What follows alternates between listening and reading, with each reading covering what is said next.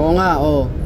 Alam mo, ang pagdadrive mo na nakainom, hindi lang kaligtasan mo yung nalalagay sa alanganin. Pasensya na po sir. May mga ibang driver, may mga pedestrian tayo. Wala kang lisensya, nag-drive ka, tinakbo mo pa yung motor ng kaibigan mo, pinasumbo mo pa. Bakit kasi kung nagtatrabaho tayo, yung trabaho muna. Tignan mo yan oh, mapapasubo yung motor niya dahil sa ginawa natin. Saka lisensya na yun. On lisensya na ito sir. Nag-drive. So, pasensya ka na brother ah. Gumawa ka ng violation na hindi dapat.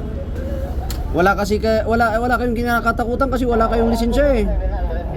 Pero pag magkalisensya kayo sigurado aalagaan nyo rin. Hindi pwede yung ganun. Kawawa naman yung kaibigan mo.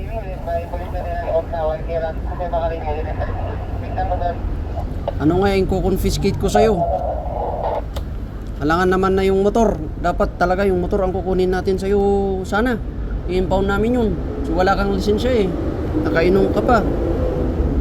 Pay lang nga sir. ID na lang po sir. Muna. Oh, na lang mabigat. Importante na rin naman po yan sa amin. Andama ka nag-JSF. Ano, sige.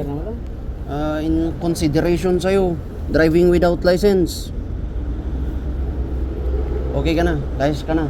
Baka mahuli ka pa sa job interview mo. Pasensya ka na ha, sa ginawa ng kaibigan mo. Taray di kadwa na. Pero aminado ka, nakainom kayo no? Kitang-kita na naman kasi.